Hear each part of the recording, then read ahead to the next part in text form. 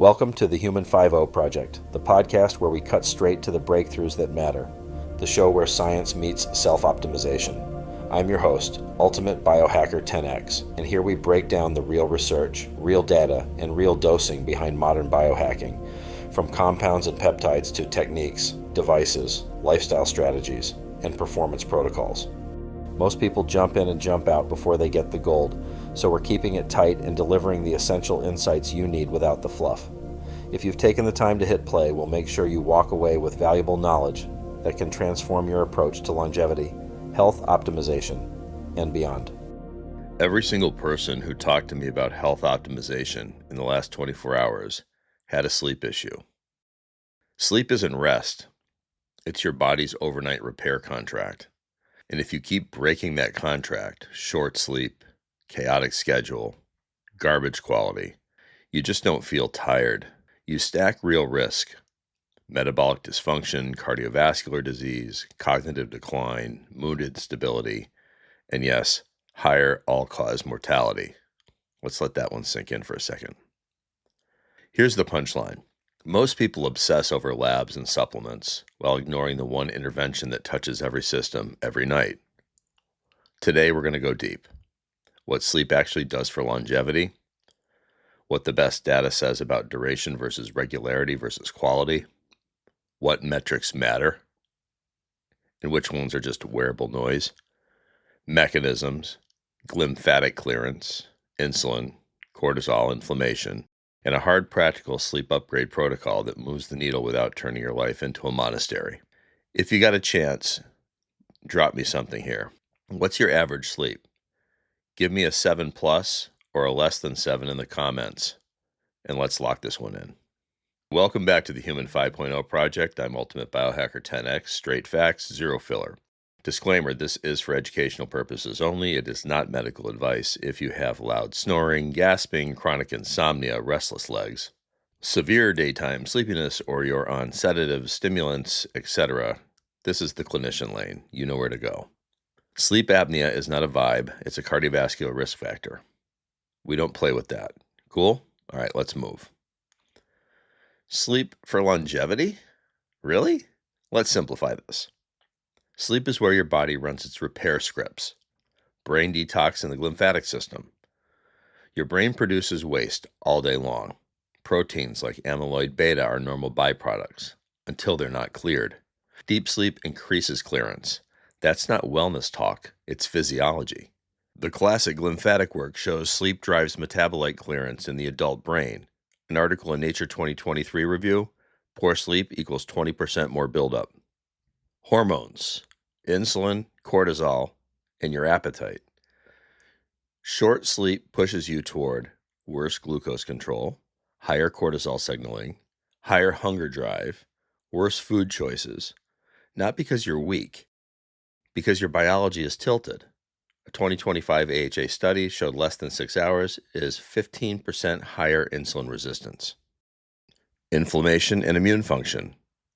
Sleep loss shifts you pro-inflammatory and reduces resilience.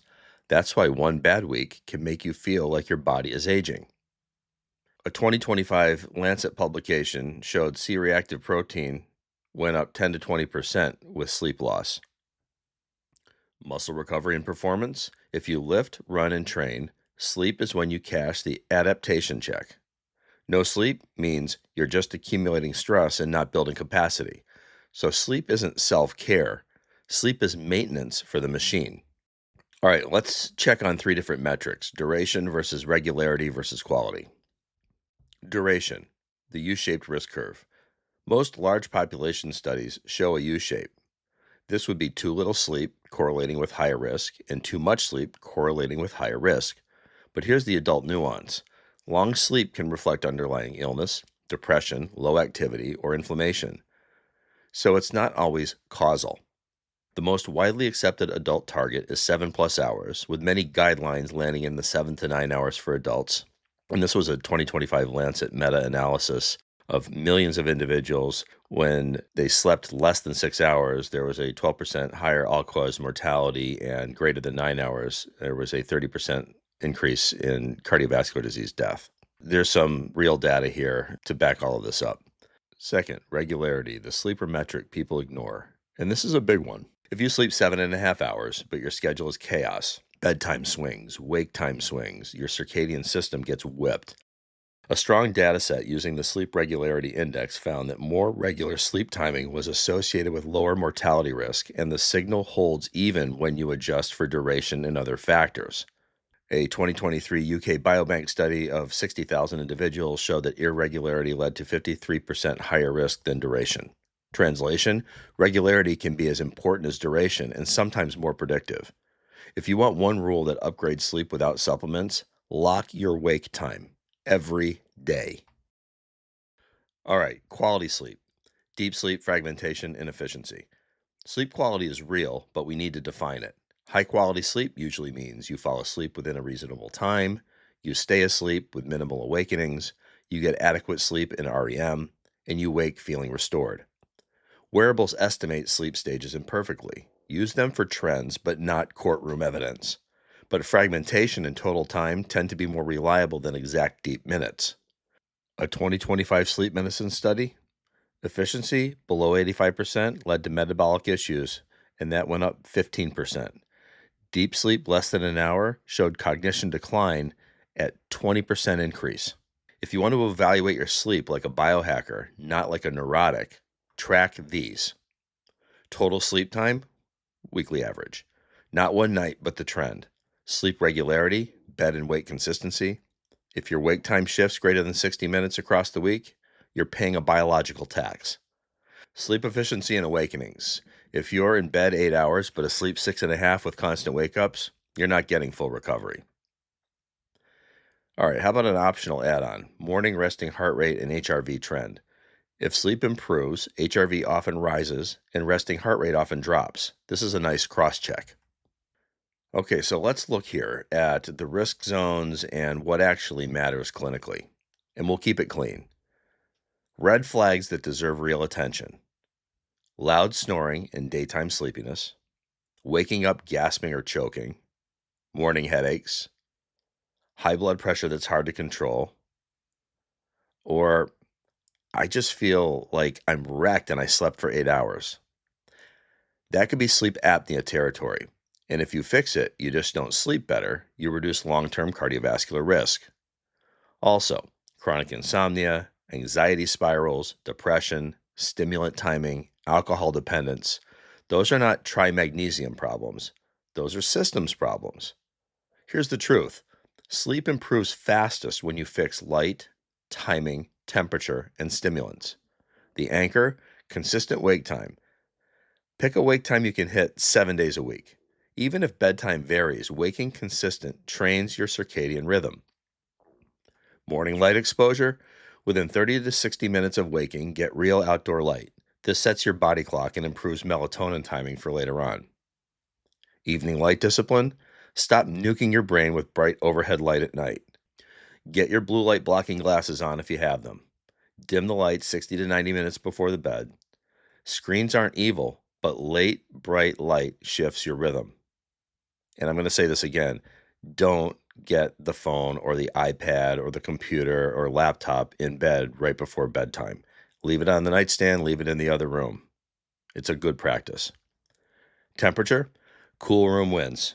Dark, cool, quiet. If you want deep sleep, heat is the enemy.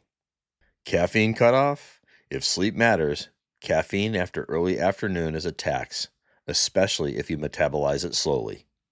You might fall asleep, but quality suffers. Alcohol reality check. You knew it was coming. Alcohol fragments sleep and suppresses deep and REM early, and then rebounds later.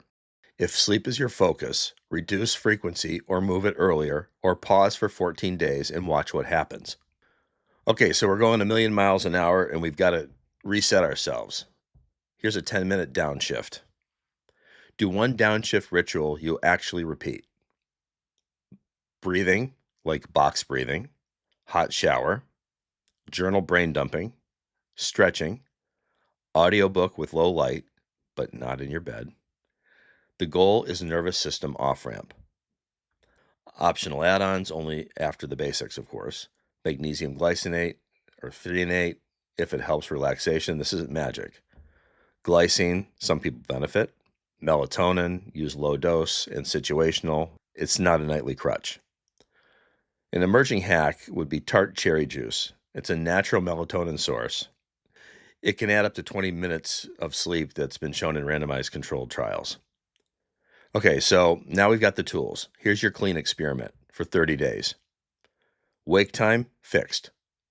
Morning light, daily. Cool and dark bedroom. No caffeine, late. Alcohol cap or pause. 10-minute downshift routine. And let's track it. Weekly average sleep time, bedtime wake variance, awakenings and efficiency, morning energy score, scale of 1 to 10, HRV and RHR trends, if you have them. If you do that for 30 days and nothing improves, that's when you escalate.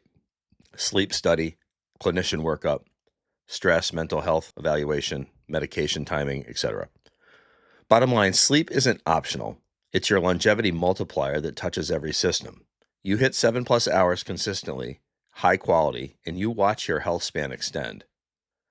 If you want part 2, sleep tools that actually work, and what's overpriced hype, I already hit them in prior episodes, but if you drop tools in the comments, I will resurrect an episode, because I think this is super important, and it's foundational for most of us, if not all of us. I want to give you a little bit of information on my sleep last night and what I did this morning. I jumped out of bed, put on my shirt, walked outside, let my feet hit the grass, looked at the clouds, listened to whatever was outside, looked at the trees, just for a few minutes. Came back in, turned on my phone, and I looked at my Oura Ring data. Total sleep, 9 hours. It's a little bit more than I usually get. I'm usually in the 7.5 to 8 range. Efficiency, 87%. REM sleep, 1 hour, 58 minutes. Deep sleep, 56 minutes. I went to sleep within 4 minutes of hitting the bed, and my heart rate variability peaked at 80 and averaged at 50. My average heartbeat was 53 beats per minute. The lowest was 44. So these weren't my numbers a few years ago, but I was able to sleep optimize. And I can tell you one thing, I'm super rested, because within 60 minutes of me being awake this morning, I'm here, I'm focused, and I'm doing this for you. So smash subscribe, stay sharp, stay sleep saturated, and stay stacked. This is Ultimate Biohacker 10X, and it's time to go out and make a difference in this world. I'm out. Thanks for listening to the Human 5.0 Project. If you found value in today's episode, share it with someone who's ready to elevate their biology. Make sure to follow the show for weekly deep dives into peptides, protocols, devices, lifestyle strategies, and the science of high-performance longevity. Until next time, stay curious, stay optimized, and stay 10X.